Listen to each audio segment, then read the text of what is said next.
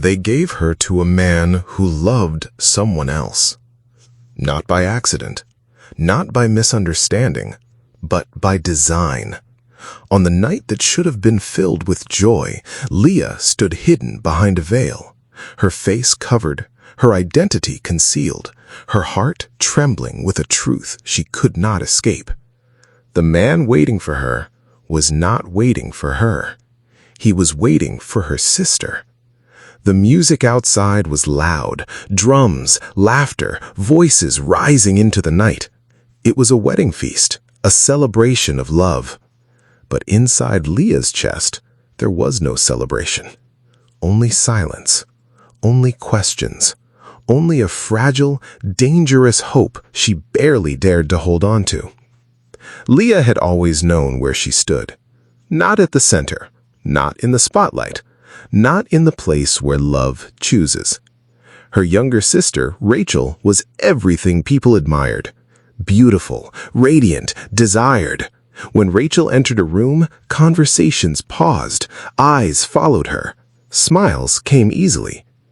But when Leah entered, people were polite. Kind, perhaps, but never captivated. The scriptures would later describe her in a single quiet sentence. Leah had weak eyes. No long explanation, no defense, just enough to tell you what the world already believed.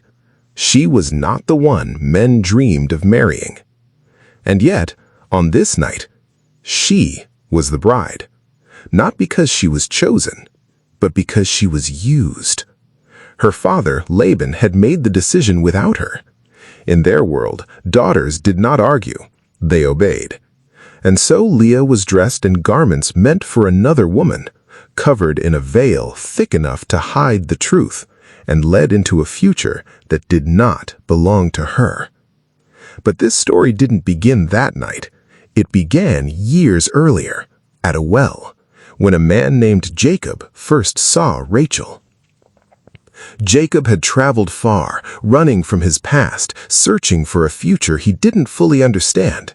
He was tired, dusty from the journey, but the moment he saw Rachel, everything changed. It was immediate, clear, undeniable. Love. Leah saw it. Of course she did. How could she not? The way his voice softened when he spoke to Rachel, the way his strength seemed endless when he worked near her, the way his eyes always found her. And then came the moment that sealed everything. Jacob went to her father, Laban, and made an offer. "I will serve you 7 years for your daughter Rachel." 7 years. For love. And he did it.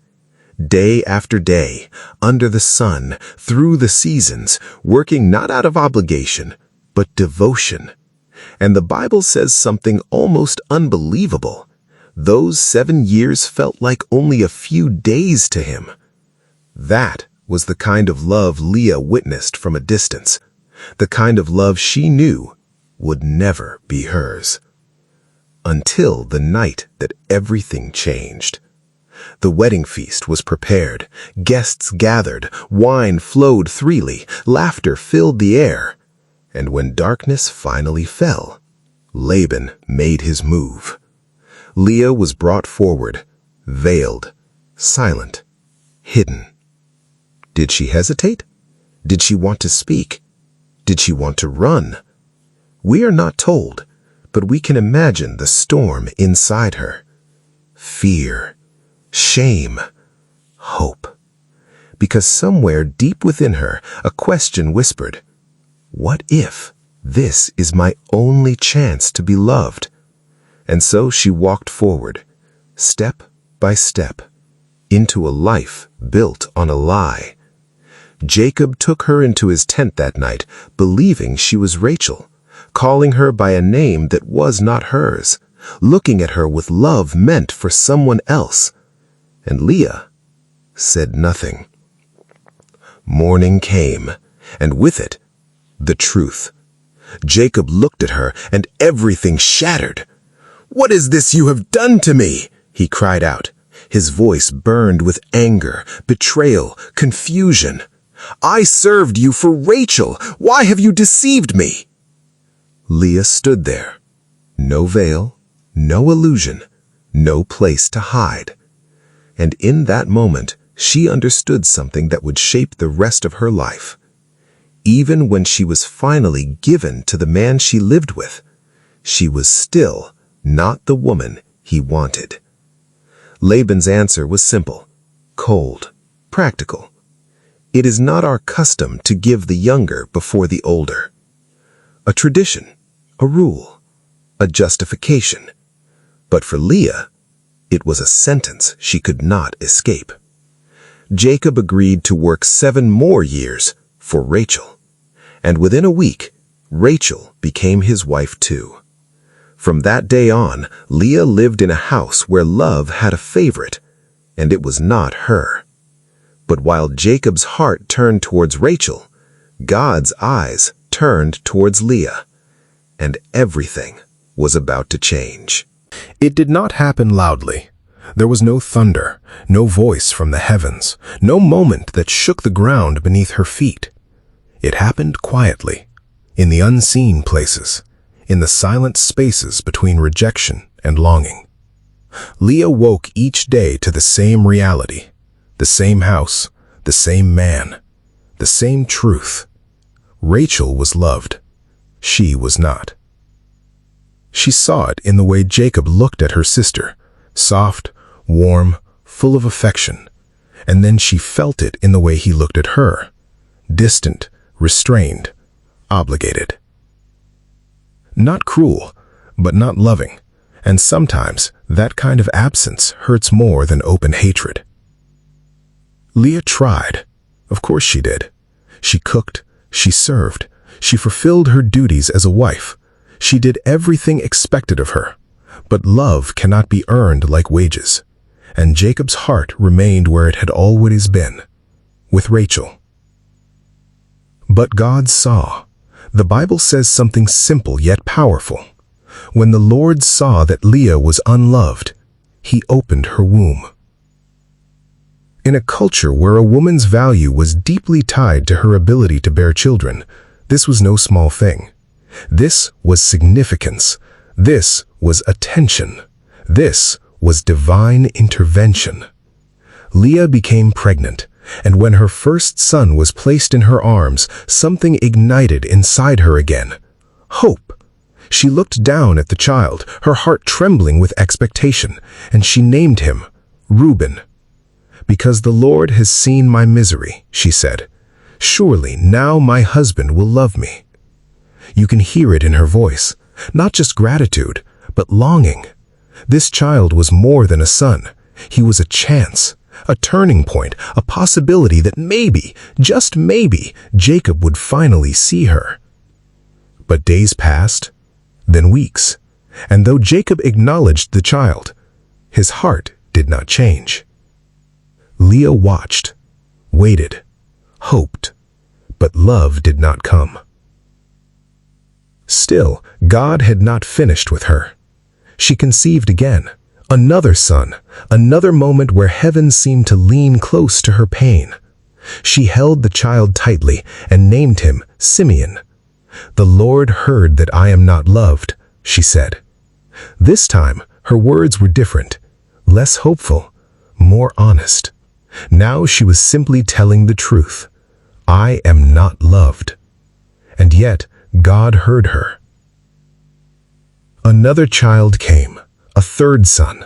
Leah's heart, though bruised, reached once more for connection, once more for belonging, once more for the love she had been denied. She named him Levi. Now at last my husband will become attached to me. Not just love, attachment, closeness, presence. You can feel the shift, her expectations lowering, not because she stopped wanting love, but because she had been disappointed too many times. 3 sons, 3 chances, 3 silent rejections. And in the same house, Rachel watched it all unfold. Rachel, the beautiful one, the loved one, the chosen one. But Rachel had something Leah now possessed: children. And suddenly the balance shifted. because while Leah longed for Jacob's love, Rachel longed for something she could not have. She was barren. The woman who had everything Leah desired now lacked the one thing Leah had been given. Jealousy crept in, sharp, unforgiving. Rachel turned to Jacob in desperation. "Give me children," she cried, "or I will die." Jacob's response was not gentle. It was frustrated, almost angry. "Am I in the place of God who has kept you from having children?" And just like that, the house became more than divided by love. It became divided by pain. Rachel gave her servant Bilhah to Jacob as a surrogate. Through her, Rachel would have children, sons she could claim as her own. Bilhah bore a son. Rachel named him Dan. "God has vindicated me." Another son came, Naphtali. "I have struggled with my sister, and I have won." Won. But what exactly had she won? In this house, motherhood became a competition, a measure of worth, a battle for validation. And Leah watched it all unfold. For a time, she stopped having children. And when she did, she felt the shift immediately. The attention, the significance, the quiet sense of purpose she had begun to build started to fade. So she did what Rachel had done. She gave her own servant Zilpah to Jacob. Zilpah bore a son, Gad. "What good fortune," she declared. Then another, Asher. "How happy I am, the women will call me happy." But beneath those words was something deeper. A woman still trying to convince herself that she was enough. Time passed, seasons changed, and one day, during the wheat harvest, Leah's firstborn, Reuben, found something unusual in the fields: mandrakes. In that time, mandrakes were believed to help with fertility, a small plant carrying great hope. He brought them to his mother. Rachel saw them and immediately wanted them. "Please give me some of your son's mandrakes," she asked, and something inside Leah finally broke.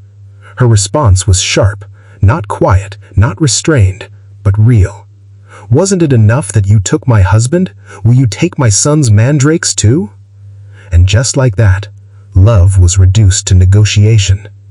That night, when Jacob came in from the fields, Leah went out to meet him. "You must sleep with me," she said. "I have hired you." Hired. The man she longed for, the man she had once hoped would love her freely, was now someone she had to bargain for. But even in that painful exchange, God was still working. Leah conceived again. She gave birth to a fifth son, Issachar. "God has rewarded me," she said. Then a sixth, Zebulun. "God has given me a precious gift," she whispered. "Now my husband will honor me." Even now, a part of her still hoped. And finally, a daughter was born, Dinah. Leah had built a legacy, children who would become tribes, a foundation that would shape a nation. But her greatest transformation was still unfolding, because somewhere between the pain, the longing, the rejection, Leah was learning something deeper than love from man. She was learning to be seen by God, and that would change everything.